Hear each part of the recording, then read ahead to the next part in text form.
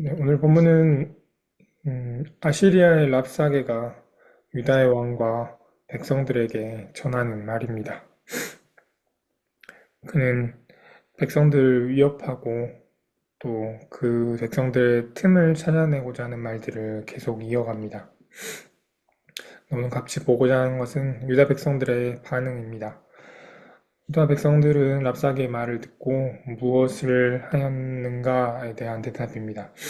네, 맞습니다. 한마디도 대답하지 않고 조용히 있었습니다. 목사님께서 말씀하신 그 36절의 백성들의 반응입니다. 그것은 히스기야 왕이 아무 말도 대답하지 말라고 백성들에게 명령하였기 때문입니다. 백성들은 아마 랍사게의 말이 두려워서 소리 질렀을 수도 있고 또 한편으로는 화가 나거나 반발하는 마음이 들었을 수도 있습니다. 그러나 유다 백성들의 반응은 한마디도 대답하지 않고 조용히 있는 것이었습니다.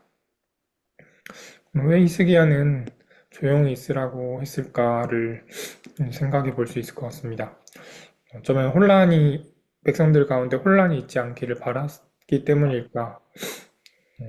그런데 히스기야는 아마 백성들이 문제 앞에서, 이 상황 앞에서 조용히 함으로써 하나님을 신뢰하는 것을 배우기를 바랐기 었을 것입니다. 이 조용히 하는 것이 하나님을 신뢰하는 방법임을 가르쳤기 때문일 것입니다.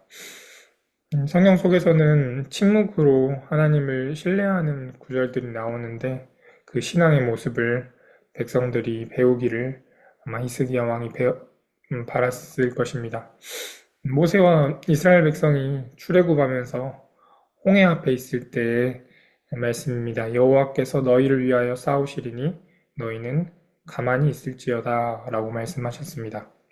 그리고 뿐만 아니라 시편 68편 1절에서는 내 영혼이 잠잠히 하나님만을 기다림은 나의 구원이 그에게서만 나오기 때문이다 라고 잠잠히를 성경은 말하고 있습니다. 네, 그래서 어떤 경우에 또 침묵이 다르게 쓰이기도 하지만 이 경우에 또 침묵은 하나님을 신뢰하는 것입니다. 이것은 두 가지 반응에서 하나님을 신뢰하는데 먼저는 두려움 앞에서 그 두려움이 주는 이유는 두려움의 대상이 자신을 해칠 것이라고 느끼기 때문입니다. 그래서 두려울 때 소리 지르거나 떨거나 그것들을 외면합니다. 이것은 하나님을 신뢰하지 못하는 경우입니다. 그래서 반대로 조용히 함으로 두려움에 대한 반응에서 멀어지고 이것이 하나님에 대한 신뢰로 이어집니다.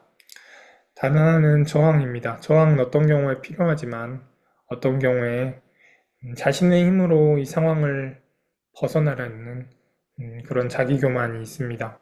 그래서 침묵은 내 힘보다 하나님을 기다리면서 하나님을 신뢰합니다. 저도 돌아보면 그 아내랑 이렇게 다투었던 경우에 몇 번 그런 적이 있었습니다. 한참을 싸우다가 뭐 제가 의도적으로 그런 건 아니었고 또 그런 경우도 있었는데 우연히 조용히 하게 되는 시간이 있었습니다. 정말 잠시 동안의 일이었습니다. 5분을 넘어가지 않는 일들이 있었는데 그 조용히 있는 시간에 제 마음이 이렇게 가라앉고 하나님을 생각하게 됩니다. 하나님의 말씀이 떠오르고 또 그렇게 그 말씀을 따랐을 때 아내에게 내가 또 저도 괜찮다라고 하는 이 싸움에서 내가 저도 괜찮다라고 하나님을 신뢰하게 되는 그런 경험들도 있었습니다. 그래서 침묵은 하나님을 신뢰하는 것과 같고 또 신뢰하게 만듭니다. 그래서 오늘 두려움 앞에서 또는 내가 해보려고 하는 자기 교만 앞에서 침묵하는 조용히 하는 하나님의 백성이 되시기를 바랍니다. 히스기야가 백성들에게 알려주고 싶었던 그 조용히 하는 방법으로 하나님을 신뢰하는 저와 성도님들이 되시기를 바랍니다. 기도하겠습니다. 하나님 감사합니다. 아시리아의 랍사게의 말에 백성들은 조용히 하였습니다. 히스기야는 조용히 하기를 명령하였습니다. 조용히 하는 것은 두려움으로부터 멀어지고 또 자기 교만으로부터 멀어져 하나님을 기다리게 합니다. 하나님, 오늘 하루 그리고 앞으로의 시간들 가운데 조용히 함으로써 하나님을 신뢰할 수 있는 저희들 되게 하여 주십시오. 예수님의 이름으로 기도드립니다. 아멘.